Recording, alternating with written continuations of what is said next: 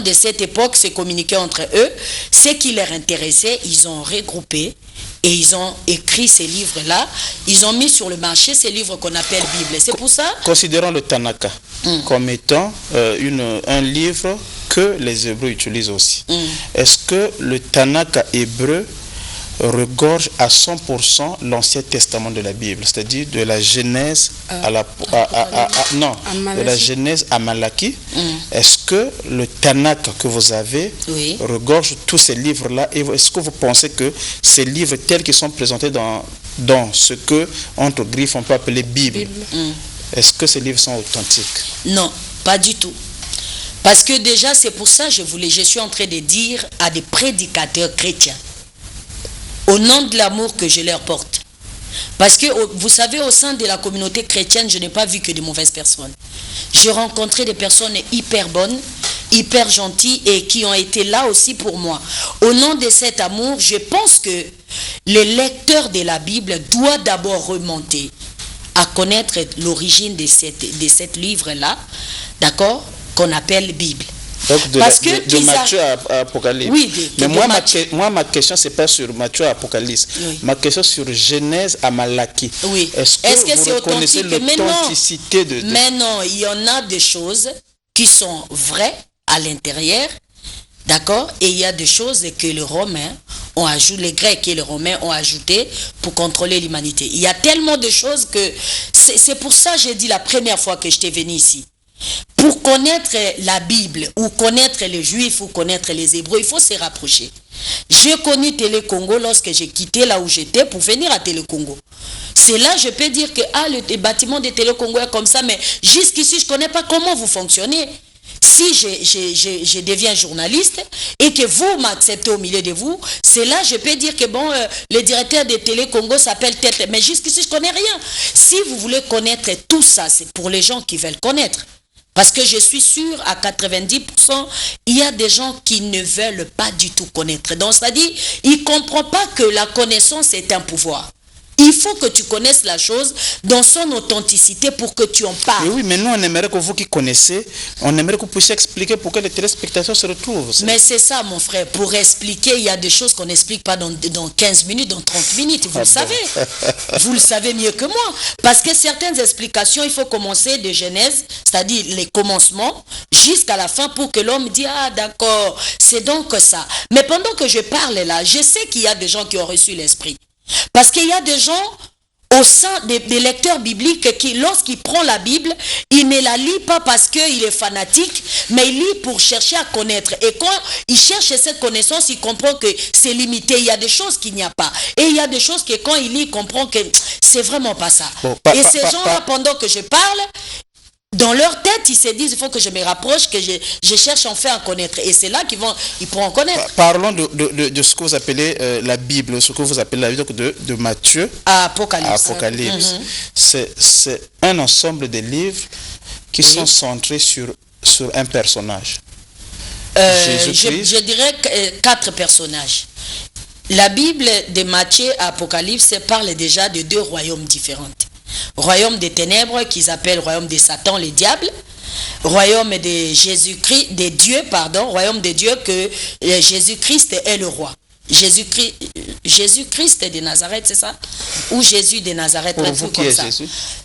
Un truc comme ça. Non, je ne parle pas de Jésus, je parle de la Bible. Il faut que j'ai fini. C'est-à-dire, lorsque on présente là 2 royaumes, c'est-à-dire il y a un Dieu, selon la Bible, un Dieu qui est le créateur de 2 royaumes, qui aime un autre royaume, il déteste un autre royaume. Et puis, quand il crée ces 2 royaumes-là, il les a fait pour qu'ils se bagarrent 24 heures sur 24 et qu'ils ne s'entendent jamais. Et ces mêmes dieux-là, il a fait en sorte que les autres soient au-dessus des autres, soit en finance, soit en pouvoir, soit en richesse. Et ces mêmes dieux a voulu qu'il y ait 2 rois, l'un qu'on appelle Satan, le diable, l'autre qu'on appelle Jésus-Christ. Et dans l'ensemble de tout ça, on voit là, il y a 4 croyants de ces trucs. Il y a il y a vénistes, j'ai vu ces gens-là ici, ils se disent, moi je suis yavéniste. J'ai vu ceux qui se disent yéchouanistes. Moi je suis yéchouaniste.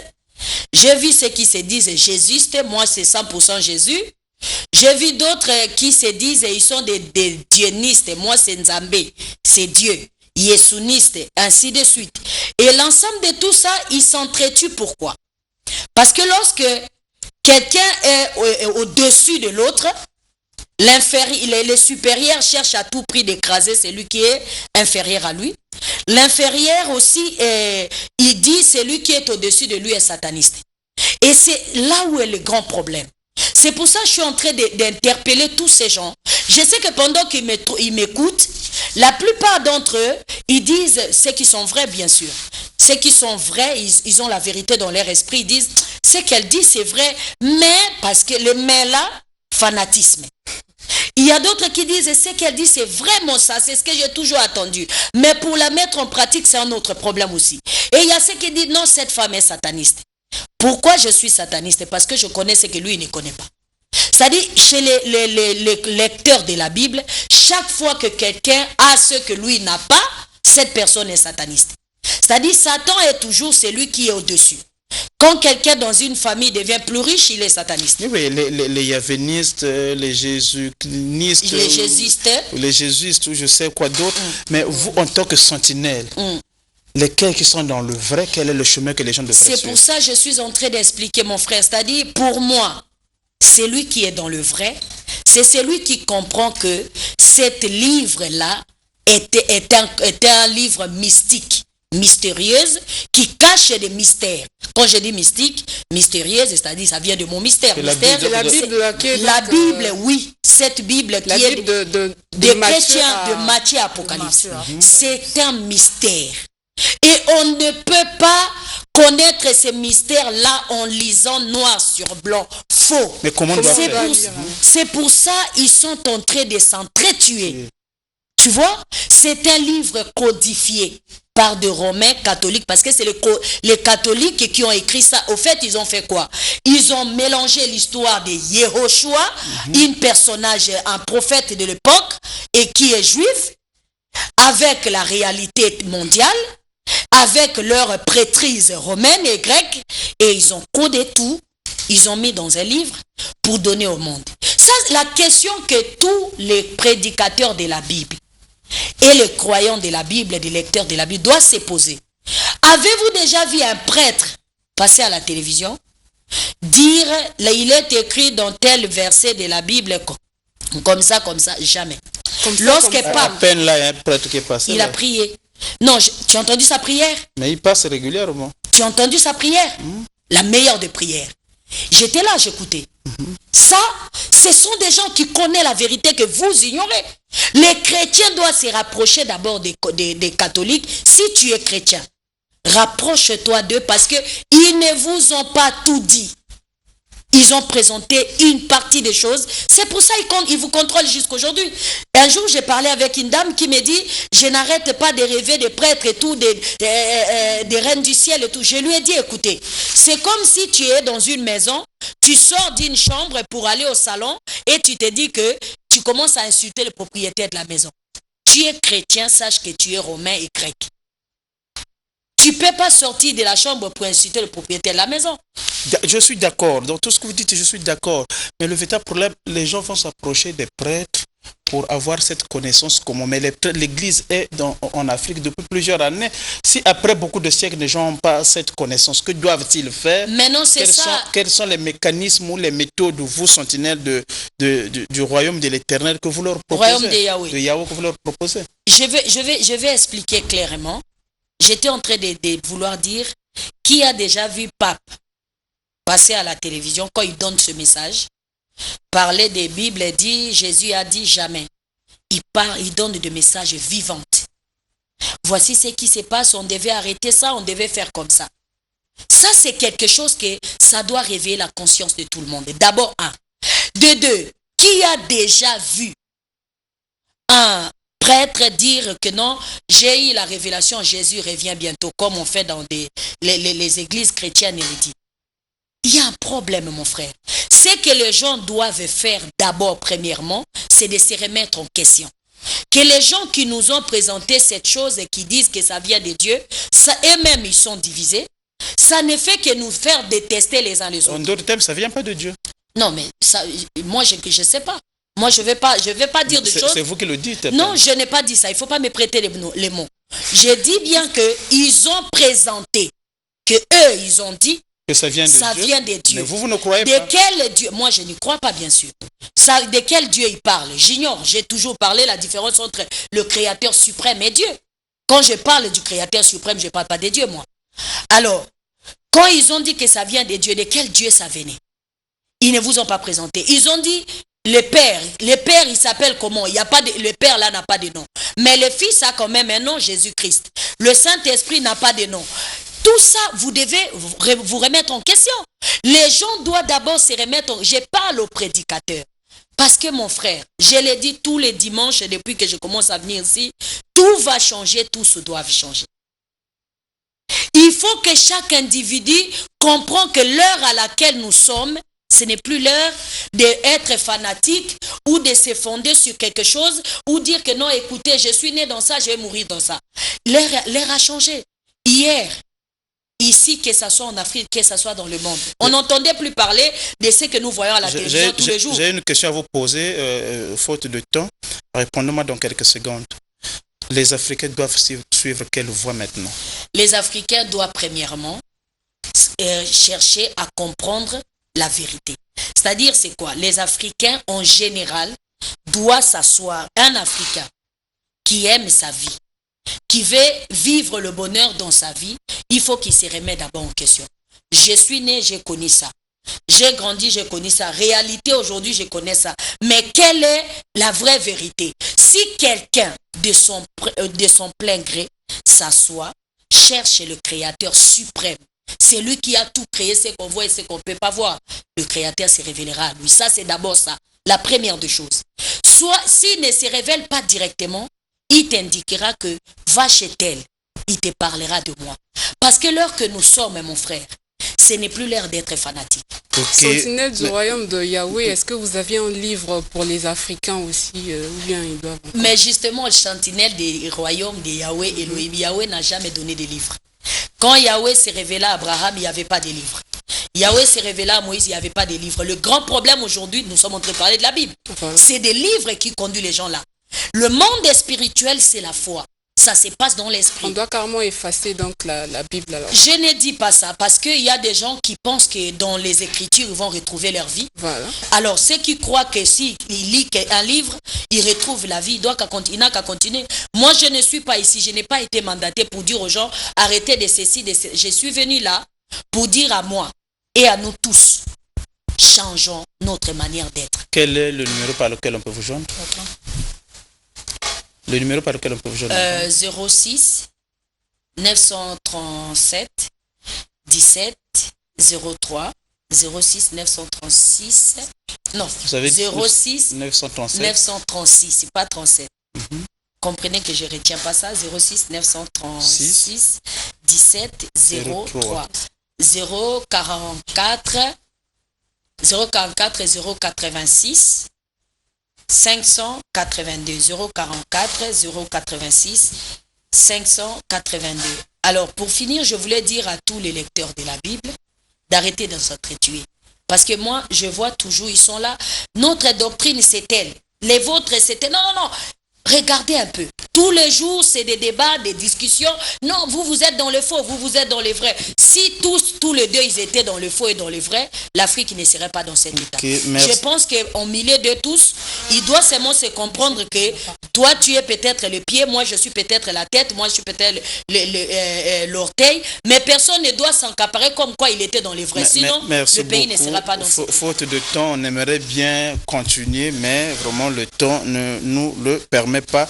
Merci beaucoup la sentinelle du royaume de Yahweh Elohim d'être passé dans Studio 210 et nous parler de la Bible et ses lecteurs qui sont têtus, qui croient détenir la vérité selon les angles, mais au finish ils ne savent pas où ils sont et l'Afrique non plus ne décolle pas.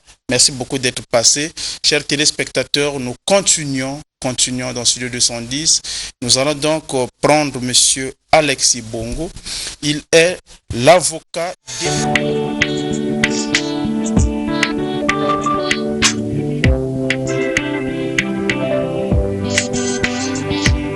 de la spiritualité du développement. C'est un animateur.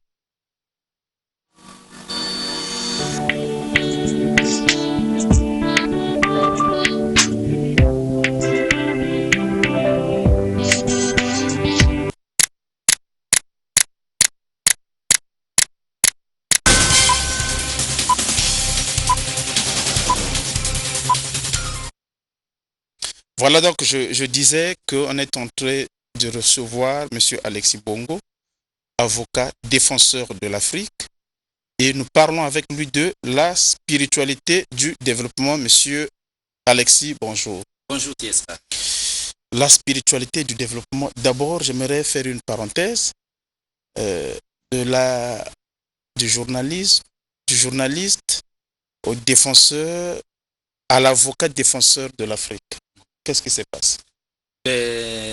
On est journaliste quand on est sur le plateau d'homéostasie, dire qu'il faut faire la spiritualité des profondeurs, mais on n'en est pas moins un panafricaniste engagé.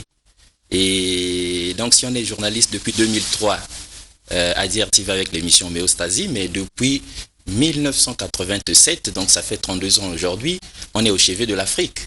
Donc ça n'étonne pas, normalement ça n'étonnerait pas qu'on puisse comme ça là, 32 ans plus tard, après avoir fait 15 ans d'homéostasie, sinon d'investigation spirituelle, s'afficher aujourd'hui comme étant l'avocat défenseur de l'Afrique. L'avocat défenseur de l'Afrique, la spiritualité du développement, quel contenu que vous donnez à cette expression? Bien, j'aimerais d'abord rendre hommage à Ed Chevrier-Diaz pour l'émission du peuple, Studio 210, qui nous permet comme ça là de véhiculer ce message d'importance. La spiritualité et du développement, ça fait du bien que je me retrouve sur cette place juste après la dame qui vient de passer. Son nom est un peu compliqué, qu'elle m'excuse. Myriam Yoshua. Voilà, donc juste après elle, parce que elle part de la confusion qu'il y a, de chacun qui tire le drap de son côté et tout et tout. Nous aussi, nous avons constaté la même chose. On a fait de l'investigation spirituelle des années, plus de 30 ans, et on s'est rendu compte qu'il faut bien qu'il y ait quelque chose qui mette tout le monde d'accord. Donc, la spiritualité du développement, c'est ça qui devrait normalement mettre tout le monde d'accord. Mais oui, mais le contenu que vous donnez à cette spiritualité du développement, on aimerait un peu le comprendre. Le contenu, quel est-il? Toutes les spiritualités sont peut-être importantes ou se valent. Toutes les spiritualités, par exemple, si je prends Maître Ndembokolo qui arrive ici avec les Aïniens, il en a la maîtrise. Et on voit sa fierté, on voit comment il se bat pour nous convaincre de la chose. Il n'est pas le seul, chacun tire le drap de son côté. Donc toutes les spiritualités ont de l'importance. Mais la spiritualité du développement, c'est cette synthèse qui doit être faite. C'est-à-dire si vous vérifiez votre propre spiritualité, si vous constatez qu'elle n'entraîne pas le développement de l'Afrique, qu'elle ne change pas notre condition de vie, mettez-la de côté. Mais l'Afrique, il y a un sociologue ivoirien qui disait que l'Afrique, c'est le seul continent au monde où de bout en bout, on ne fait que prier, mais c'est le continent le plus en retard. Pourtant, la spiritualité est bien présente en Afrique, mais pourquoi on se développe pas? Mais quelle était la spiritualité africaine? Parce qu'aujourd'hui, on est des centaines de milliers de panafricanistes dans le monde. Mais chacun de nous a sa spiritualité. Chacun de nous a ses sources. On se bat. Il y a même des panafricanistes qui disent que l'Afrique devrait mettre de côté la Bible et le Coran. N'est-ce pas? Il y en a qui pensent qu'il faudrait que l'Afrique revienne à la tradition, à la science de nos ancêtres. Et il y en a aujourd'hui qui voudraient qu'il y ait quand même une synthèse de la chose. Nous autres, nous avons essayé d'investiguer, de regarder tout ça, de voir comment on s'entre-déchirait et de chercher le chaînon manquant. C'est-à-dire, qu'est-ce qui devrait être, qu'est-ce qui pourrait comme ça là sortir l'Afrique de cette situation-là? Sinon, quelle spiritualité idoine pour l'Afrique? Et c'est là où nous avons trouvé la spiritualité du développement. La spiritualité du développement, pour être un peu plus clair et précis, c'est la spiritualité de ceux qui bâtissent, des bâtisseurs, des constructeurs. Parce que nous avons compris que les États-Unis, par exemple, qui sont la première puissance mondiale, sont scientifiquement, technologiquement avancés, certes, mais cette avancée scientifique, cette poussée scientifique et technologique, cette avance qu'ils ont a pour base leur spiritualité. Et nous avons compris que l'Europe, c'est de même, ainsi que la Chine, qui voudrait détrôner la première puissance mondiale. L'Inde, encore plus. Et donc, du coup, il fallait bien qu'il y ait des bâtisseurs africains. Donc, la spiritualité du développement, c'est la spiritualité maçonnique. Hein, c'est de la franc-maçonnerie claire et nette, sinon révisée, retouchée, pourquoi pas corrigée. Pourquoi? Parce que avec la spiritualité du développement, nous venons pour mettre tous les francs-maçons africains sur le banc des accusés, comme pour leur dire, si l'Afrique se trouve dans cet état minable, c'est parce que eux, ils ne bâtissent pas, ils ne construisent pas. Du coup, nous venons comme pour leur dire, faisons de la spiritualité du développement. Nous interpellons les francs-maçons africains, comme pour leur dire que chacun retrouve son équerre et son compas.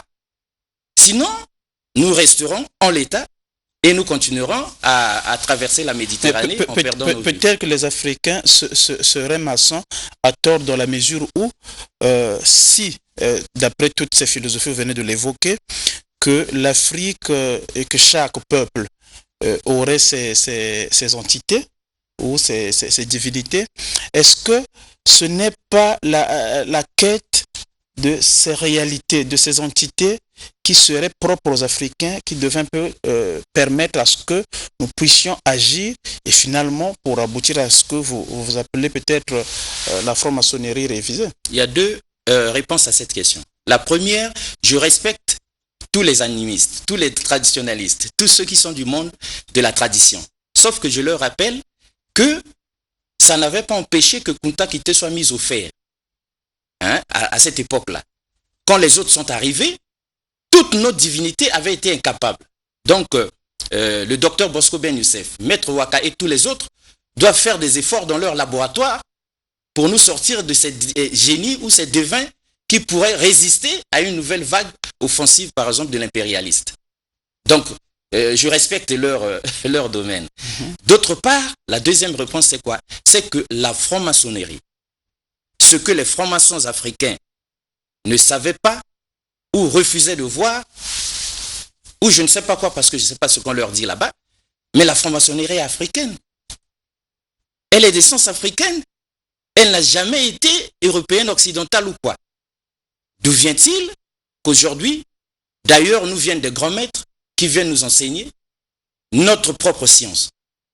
Du coup, il faudrait bien qu'ils se remettent en question, qu'ils regardent objectivement les choses et qu'ils retrouvent leur équerre et compas.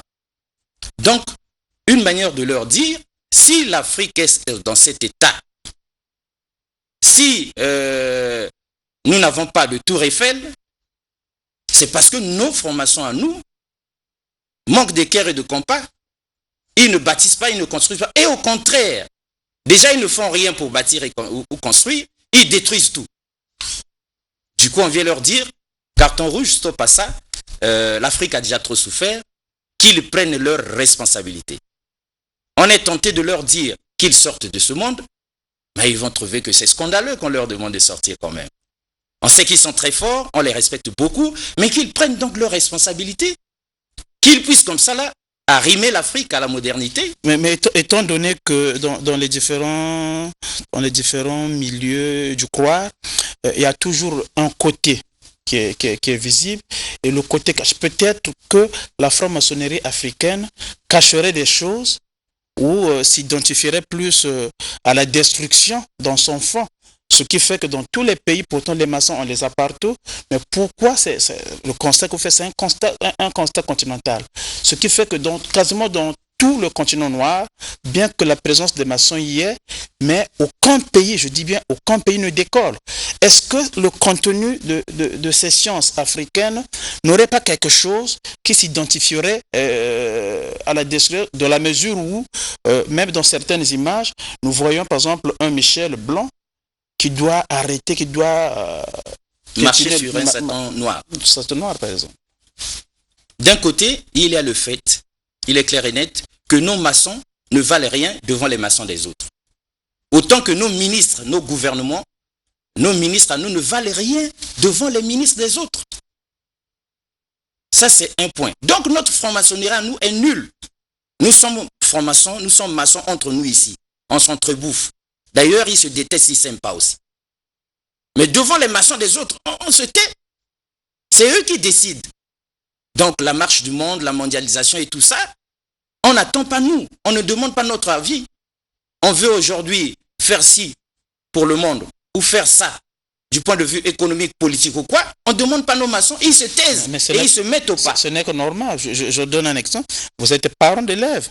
Mais quand vous décidez des choses pour le fonctionnement de votre maison, à la limite, vous discutez avec votre épouse, vous n'associez pas les enfants. Pourquoi? Mais parce que vous pensez qu'ils ne sont pas matures. Est-ce que ce n'est pas aux Africains de prouver leur maturité, que ce soit dans le domaine spirituel ou dans d'autres domaines, pour que les autres puissent aussi les considérer ou qu'ils changent leur manière de les voir, peut-être? Mais vous avez bien vu, on vient leur dire, respectez vos rangs et grades. Prouvez aux autres que vous valez quelque chose. Démontrez-leur. Enseignez-leur aussi des concepts. Nous avons investigué. 30 ans, nous avons été au chevet de l'Afrique. Durant 15 ans, par respect pour tous les spirituels, tous les spiritualistes, nous les avons écoutés. Nous avons été à l'école de tous ceux qui sont passés sur le plateau d'homéostasie. Et nous avons appris. Voilà pourquoi nous disons le nœud du problème, c'est les francs-maçons de chez nous. Pourquoi on n'a pas de métro? On devrait creuser Brazzaville, le ventre de Brazzaville, et nous mettre des métros dedans. On devait ériger des choses extraordinaires, comme à Dubaï, pourquoi pas? Est-ce que ce sont les moyens qui nous manquent? Est-ce que nous n'avons pas des richesses en quantité pour nous retrouver comme ça? Il y a problème. Vous avez dit quelque chose d'important. Il faudrait qu'ils fassent l'autopsie, une introspection de leur propre être pour savoir est-ce que en nos maçons à nous, il y a des gemmes de destruction? Est-ce que la destruction est innée en nous? C'est ça le problème.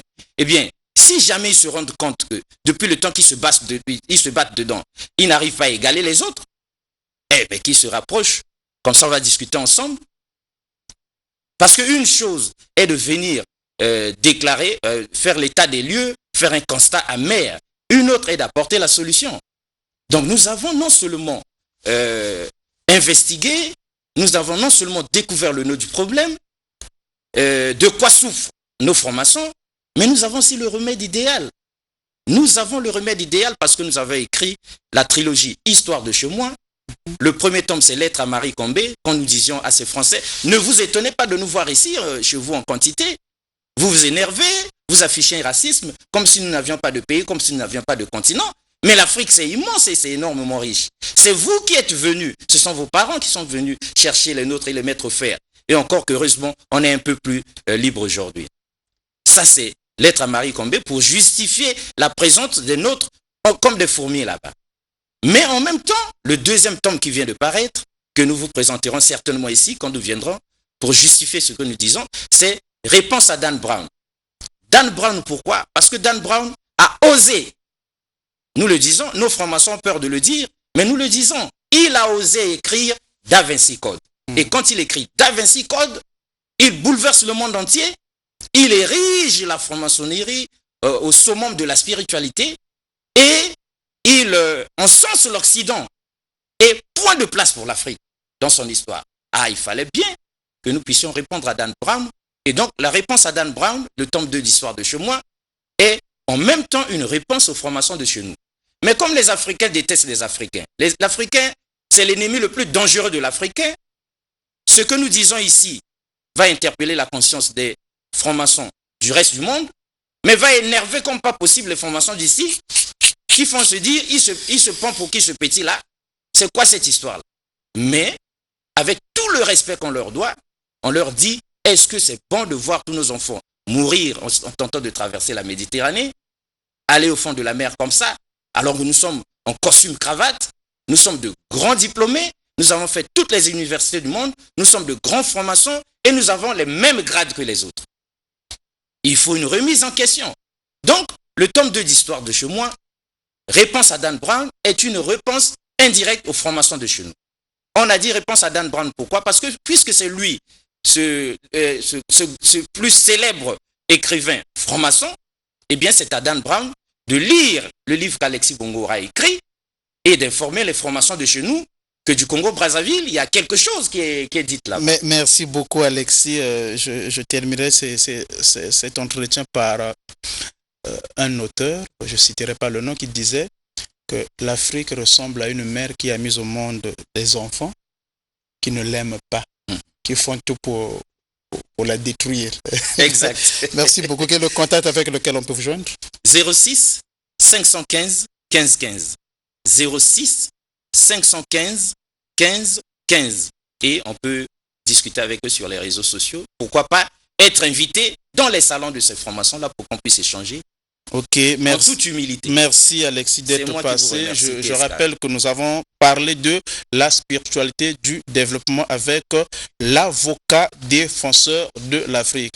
Du côté de l'autre régie, Ed Chevry-Diaz, est-ce que tu m'écoutes? Est-ce que le décor est planté pour ce grand face-à-face tant attendu après le premier round